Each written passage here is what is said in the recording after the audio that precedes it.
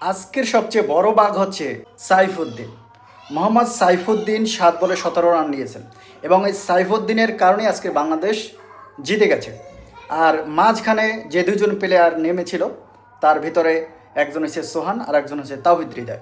এই দুইজন হচ্ছে সবচেয়ে মুরগি, এরাই কিন্তু সবচেয়ে বেশি বল খেয়েছে তুলনামূলকভাবে। আর আর যে বাকি খেলোয়াড়রা ছিল তারা কিন্তু খুবই ভালো খেলেছে। আজকের ম্যাচের যে লিডার রয়েছেন সেই লিটন কুমার দাস, তিনি ভালো খেলেছেন, সাইফ ভালো খেলেছেন এবং শেষে যে দুইজন প্লেয়ার নেমেছেন এরা দুজন সবচেয়ে বেশি ভালো খেলেছেন। বাকি দুইটা মুরগি, এক হচ্ছে তাওহিদ হৃদয় আর সোহান, এদের কারণেই ম্যাচটা আজকে ডুবতেছিল।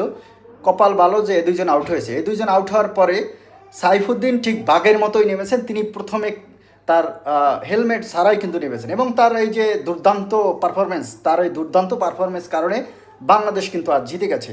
তো সবাইকে ওয়েলকাম জানাচ্ছি এবং বাংলাদেশ আবার দেখিয়ে দিল যে না, তারাও এখন সমকক্ষ হয়েছে আয়ারল্যান্ডের। আয়ারল্যান্ড 1 এবং বাংলাদেশ 1, দুইজন দুইটা জিতেছে। বাকি একটা ইনিংস আছে, সেটা দেখা যাবে বাংলাদেশ নাকি আয়ারল্যান্ড কারা জিতে।